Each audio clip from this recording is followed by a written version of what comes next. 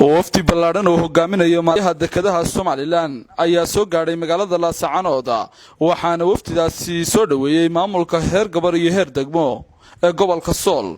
wafdidan oo hogaaminayo madaxda dekedaha Soomaaliland ayaa deegaanka Gambadha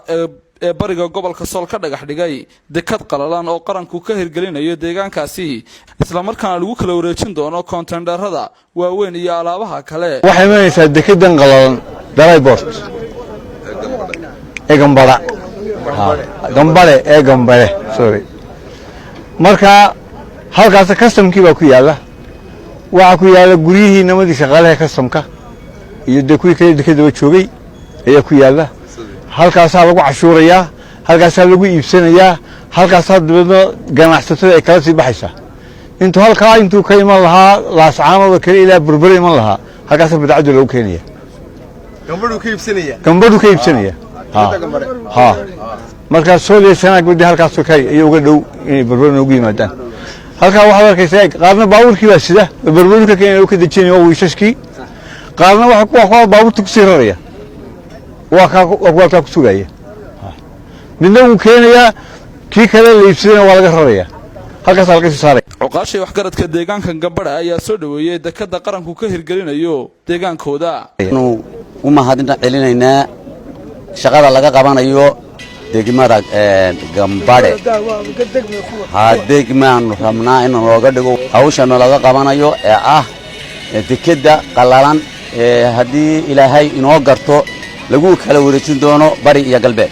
cabirka dhulku waa 300 aanu bixinay hadii baahi ka badan timaadana waa la kordhinayaa cid kasta ha maqasho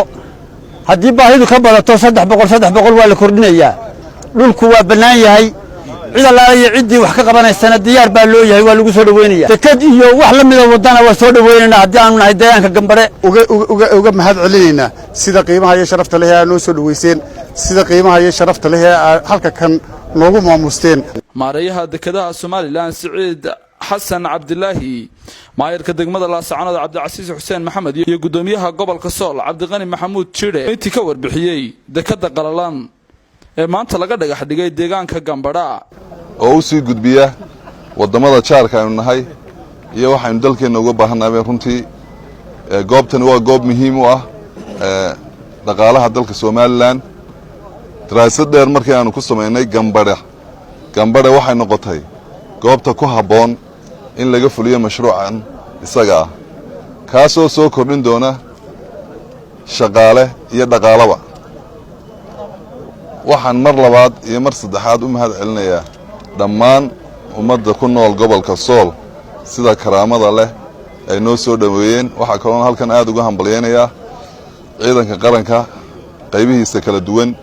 oo iyaguna kamid ahaa soo dhaweynta la noo sameeyay halkan runtii gudoomiyaha degmada oo isagu dhulkan bixiyay waan u mahad celinayaa bugcadana waxay noqonaysaa bugcad ay leedahay hay'adaha dekedaha Jamhuuriyadda Soomaaliland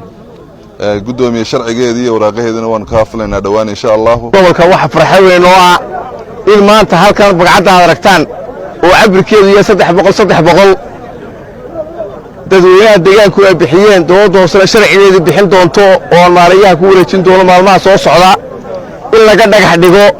Dryportigii dekadii qalalayd taasi waxay horukac noqonaysaa in magaalada Laascaanood noqoto magaalo ganacsiyeed ku fargaraysa ilaa iyo xamar inta ka sokaysa la boosooyinta ka sokaysa ilaa Burburinta ka sokaysa badan baan hadii deegaankan Sool aan ka sheekayno in dekad raadiyeen in badan ma lahayn deged meel ilaa baa la dhigay muddo dheer baan ka sheekeen maanta deged baan helnay runtii wax Ilaahay loogu mahadnaqo wax aad loo soo dhaweeyaa maaray dhulku waa inagu filan yahay sida maayirku sheegay 300 iyo wali ka badan ba waad helaysaan waardilahay waa sacan idin degana waad aragtaan dhulkaas oo waxa loo baneeyo halka loogu dooray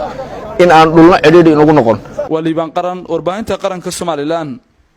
Laascaanood.